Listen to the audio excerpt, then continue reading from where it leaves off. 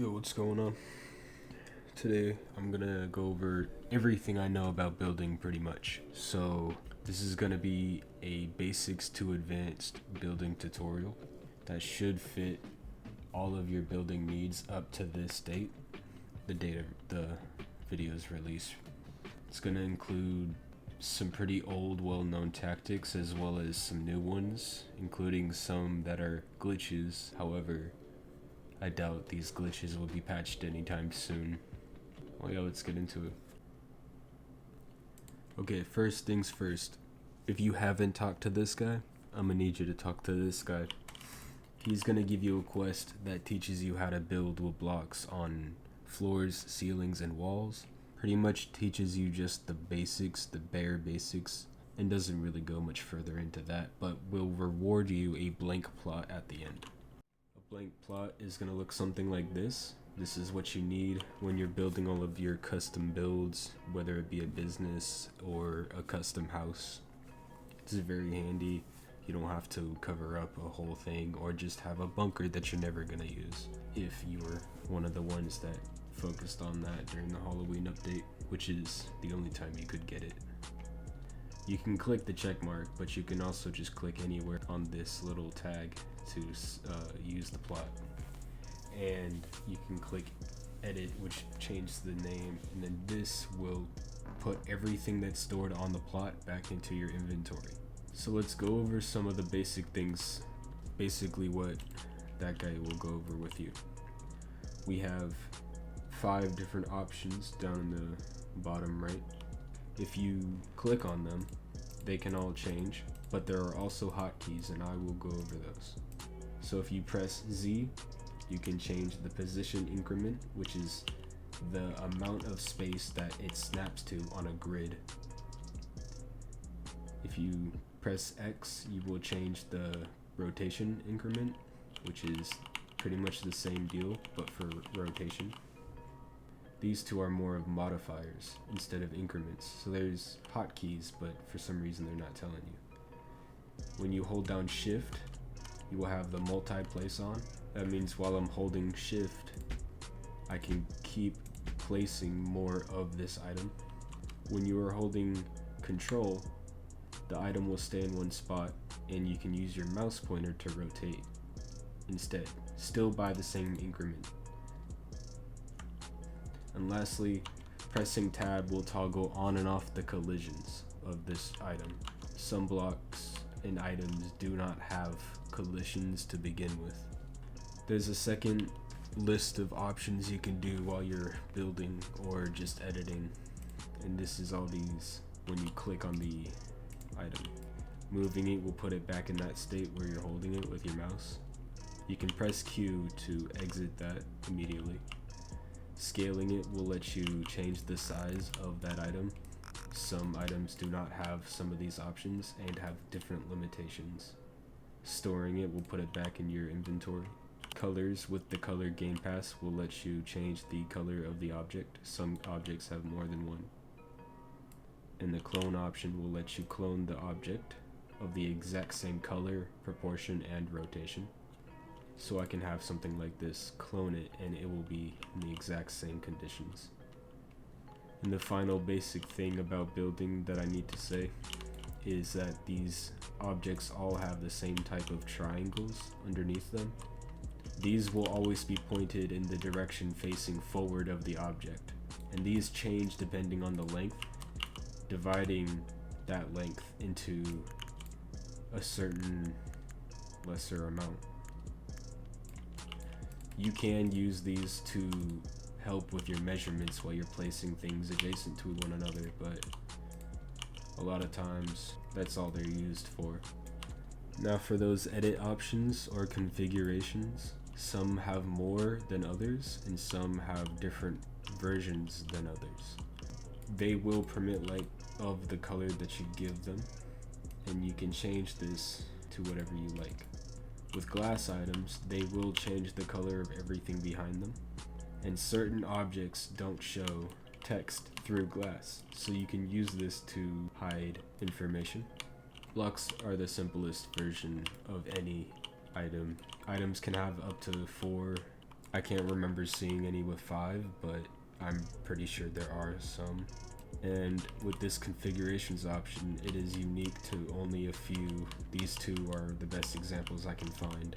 Stereo and other items that play sound have a range and a volume setting, and doors have a magnitude setting which changes how far the door will rotate while it's open or closed. When you buy items, they will come in different colors, so you don't have to rely on the color Game Pass. However, the Game Pass is very useful in the building side of things to make things unique and your own. And some items even have unique animations that they force on your player when you get close and you toggle them. Like washing your hands, which could be a moving animation, or just sitting down, which is a still animation. With blocks, instead of having different colors, they have different textures for the different colors you can buy. The new grass block, which is not colorable. In fact, this will change color due to the season we're in. That's why it matches the plot. Going into the advanced section, we have basic depth and a method I use to avoid difference in rotated blocks. With depth, we need to build with caved in and caved out sides. This will add detail to your builds, and each detail of it is called a layer. When you do layering, it could be many blocks or just a few, and that is completely up to you and how much patience you have. When you are layering, or any type of detail even, this is the smallest you can make the block, which is a 1 by 1 by 1 that actually snaps to the 0.2 grid. So if I had another one, I can make them adjacent with the 0.2. However, the 0.1 grid is half of that and can be used for very small details. When you're dealing with rotated blocks, sometimes it can look like this, but the gap could be extremely small, almost unnoticeable, but it is there. And you can avoid this by using temporary blocks or making your detailed blocks into temporary blocks. When you're working with rotated blocks, say it's rotated like this, I need to place one, and I'm going to place one right on top of it.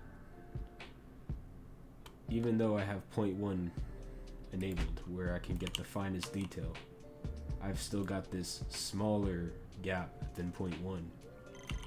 I can get rid of this by simply placing another block off of the first one that I used and using this as something to place my new block off of. And doing that allows me to align them exactly in the same parameters.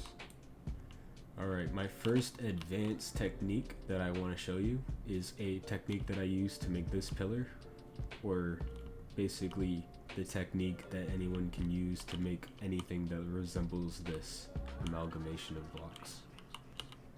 And that is simply placing blocks in the exact same spot as one another.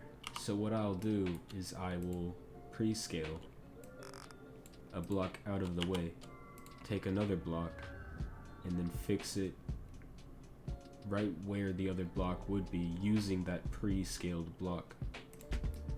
And then I would pre-scale this in a different direction to add another one. But when you're adding rotations or different positions, you can make designs that you couldn't have using regular blocks. You would have a flat one up here and then another one for this side, but it could just be one block that's inside this where you can't see it. And if we wanted to build this exact column, we can easily just recreate that. I'm going to use a full 1 position increment because that'll make things easier. This is a good time to mention that I forgot one thing. You can rotate these by pressing E and R if you didn't want to use control. E will rotate them clockwise, R will rotate them counterclockwise. we will be using that.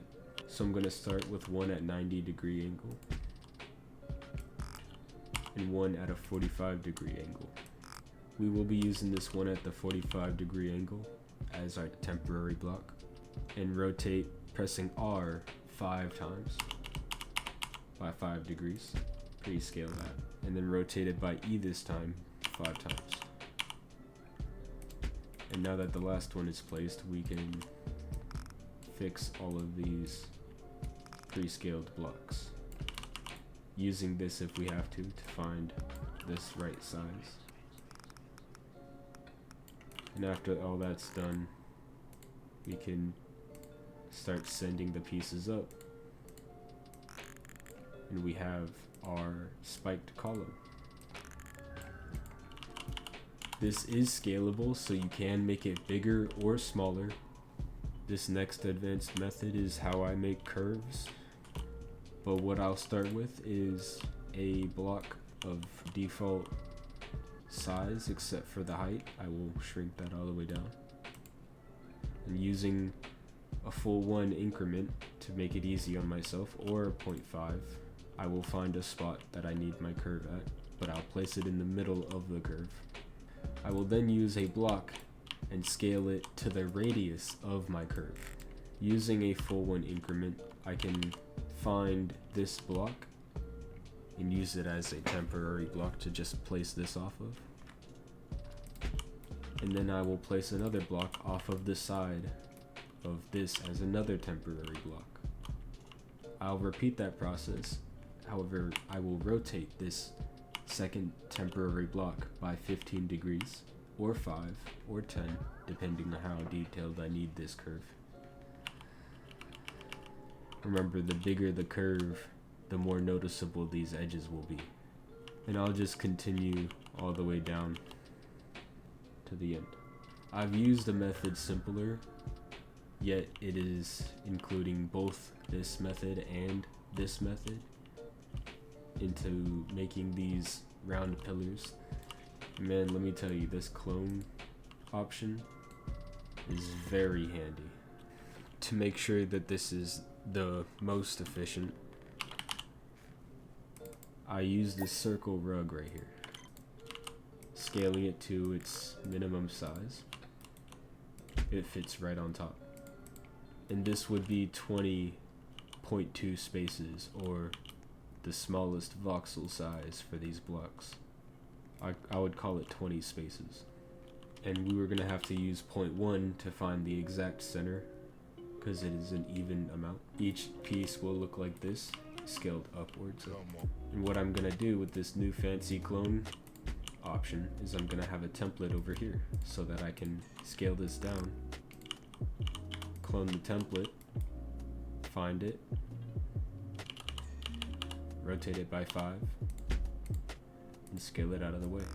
I'll continue this until I've gone all the way around half of this rug.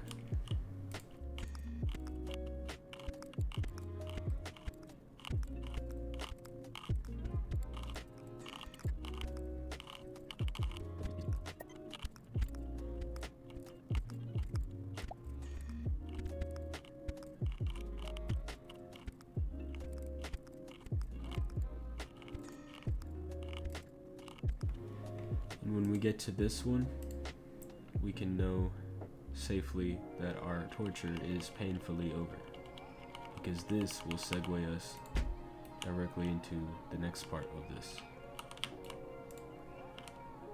which is scaling them all back.